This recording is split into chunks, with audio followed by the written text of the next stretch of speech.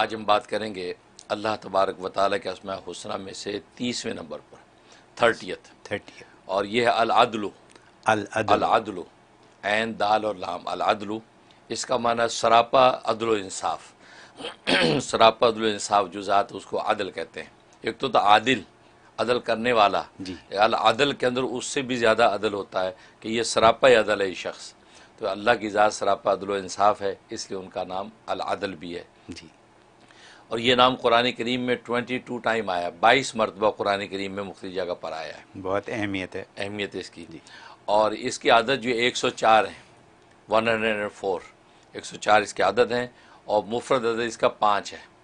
تو گویا کہ ہر 5 دن کے بعد لطیفہ غیبی ظاہر ہو سکتا ہے اور اس کے ثمرات نظر آ سکتے ہیں۔ اور یہ عجیب و غریب نام ہے۔ عدل کا معنی جیسے میں نے بتایا کہ سراپا عدل و انصاف، اور اللہ تبارک و تعالیٰ جو یقیناً سراپا عدل و انصاف ہے، کیونکہ عدل کا لغوی معنی برابری کرنا، تو اس لیے تنازعات اور جھگڑوں کے درمیان جب عدل و انصاف سے فیصلہ کیا جاتا ہے، اس کا مطلب یہ ہوتا ہے کہ فریقین کے درمیان برابری کی جائے، مطلب ہے کہ ظلم پر فیصلہ نہ ہو بلکہ عدل پر فیصلہ ہو۔ کوئی افراط اور تفریط کے درمیان کا جو پہلو ہوتا ہے اس کو اعتدال کہتے ہیں۔ تو اعتدال کا مطلب بالکل دونوں طرف، دونوں پلڑے برابر، بالکل صحیح کانٹا ہے، اب فیصلہ کیا ہے۔ اس لیے آپ جانتے ہیں کہ عدالت کے اندر عدل جو ہے وہ سب سے بڑی اہمیت رکھتا ہے۔ اور اللہ تبارک و تعالیٰ کی ذات عادل ہے اور عدل ہے۔ گویا کہ اللہ نے انسان کی جسمانی تخلیق کے اندر جو ہے سخاوت سے کام لیا، یعنی جواد ہے۔ یہ 2 آنکھیں دے دیں، ایک بھی کافی تھی، 2 کان دے دی حالانکہ ایک سے بھی سن سکتا تھا، تو 2 ہاتھ پیر دیے، ایک سے بھی لوگوں نے کام چلایا اور چلاتے ہیں۔ تو گویا کہ اللہ نے سخاوت کے ساتھ انسان کی تخلیق کی اور عدل کے ساتھ اس کی ترتیب کی، یعنی آنکھیں کہاں رکھنی تھی وہیں رکھیں، ناک کہاں ہونی تھی وہیں ہے، کان کہاں ہونے تھے وہیں ہیں۔ اگر ان کی جگہ بدل دیں تو ایک تو سراپا بھدا ہو جائے، اور دوسرا یہ کہ اس کے صحیح بینیفٹس، اب پیروں کے اندر آنکھیں ہوں تو آدمی کس طریقے سے کہاں دیکھے گا، ٹھیک ہے نا، اور کان انسان کے پیچھے ہوں تو سامنے کی آواز کا کیا ہوگا۔ تو ایسی جو ترتیب رکھی یہ عدل کے ساتھ رکھی، تو تخلیق سخاوت سے کی اور ترتیب عدل کے ساتھ کی ہے۔ سبحان اللہ۔ ہاں، اور پھر عدل کے لیے 2 چیزیں ضروری ہوتی ہیں۔ ایک تو یہ ہے کہ انسان جو زبردست ہو، یعنی ایسا زبردست ہو کہ اس کا حکم نافذ ہو کے رہے، اور دوسرا حکیم ہو، حکمت ہو اس حکم کے اندر۔ تو اللہ تبارک و تعالیٰ میں دونوں خوبیاں پائی جاتی ہیں کہ اللہ عزیز بھی ہیں، زبردست بھی ہیں، کہ وہ جب ایک فیصلہ کر دیں اس سے کوئی سر منہ انحراف نہیں کر سکتا، اور پھر حکیم بھی ہیں، خام خواہ کا فیصلہ نہیں ٹھونستے، اس فیصلے کے پیچھے حکمتیں ہوتی ہیں، خود جس پر معمور جو ہے اس کا بھی نفع ہوتا ہے، اس میں اس حکمت کے تحت اللہ فیصلہ کرتے ہیں۔ تو عزیزن بھی ہیں اور حکیمن بھی ہیں، تو لہٰذا عدل کی یہ دونوں چیزیں ضروری ہوتی ہیں۔ تو دنیا میں بھی انسان جب کوئی فیصلہ کرتا ہے جھگڑوں کے درمیان، اس کے اندر وہ ایک تو زبردست، مطلب ہے کہ عدالت عالیہ کا جج فیصلہ کر رہا ہے تو ظاہر ہے کہ اس کا فیصلہ نافذ ہوتا ہے، سیکورٹی ادارے اس کا نفاذ کر کے چھوڑتے ہیں۔ اور پھر حکیم ہوتا ہے کہ ایسی حکمت سے فیصلہ کرتا ہے کہ جناب کسی کو شکایت نہیں رہتی، اور وہ ہر ایک خوشی عدالت سے رخصت ہو جاتا ہے۔ تو یہ جج کی خصوصیت ہونی چاہیے۔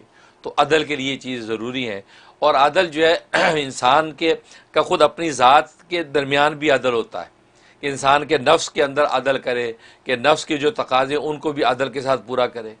پھر اپنی ذات اور دوسرے انسانوں کی ذات کے درمیان عدل، کہ ان کے درمیان جو کرے رشتے نبھائے تو عدل کے ساتھ نبھائے۔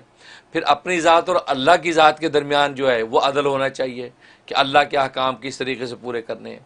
تو گویا کہ عدل جو ہے ایسی کام کی چیز ہے کہ خود قرآن کریم میں اللہ تبارک و تعالیٰ نے ارشاد فرمایا کہ اس کائنات آسمان و زمین کی تخلیق میں نے عدل پر کی ہے، اور ساری کائنات کا نظام ہی عدل پر چلتا ہے، عدل پہ چلتا ہے۔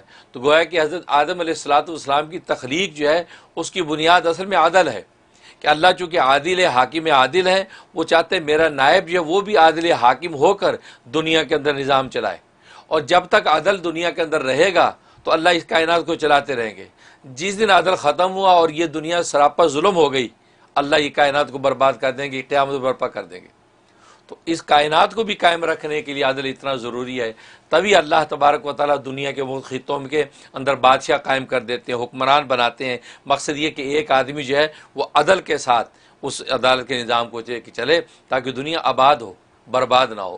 تو اتنا اہم نام ہے یہ عدل، کہ تخلیق پوری کائنات کی عدل پر ہوتی ہے۔ سبحان اللہ. ہاں فضائل و فوائد کا تعلق ہے. اس کا ایک سب سے بڑا فائدہ یہ ہے کہ اگر کوئی شخص چاہتا ہے کہ لوگ مجھ سے محبت کریں، تسخیر قلوب ہو، لوگ مسخر ہو جائے، مجھ سے بات کروں تو لوگ جب تسخیر اس کی ہو جائے، یا انسان جو کسی دوسرے خاندان میں کسی بہو کی شادی ہوگی، وہ چاری کہ وہاں سارا خاندان میرا جو دیوانہ ہو جائے، ایسی مجھ سے محبت کرنے لگ جائے، یا یہ کہ ماں باپ چاہتے کہ اولاد میں یہ سب اولاد مجھ سے محبت کرنے لگ جائے، تو یہ اگر کیفیت چاہتا ہے تو اس میں بڑی زبردست تاثیر ہے. شب جمعہ میں، جمعے کی جو رات ہے، شب جمعہ میں وہ روٹی کے 30 ٹکڑے لقمے بنائے، 30 ٹکڑے، ان 30 ٹکڑوں کے اوپر ہر ٹکڑے پہ العدل لکھ لے.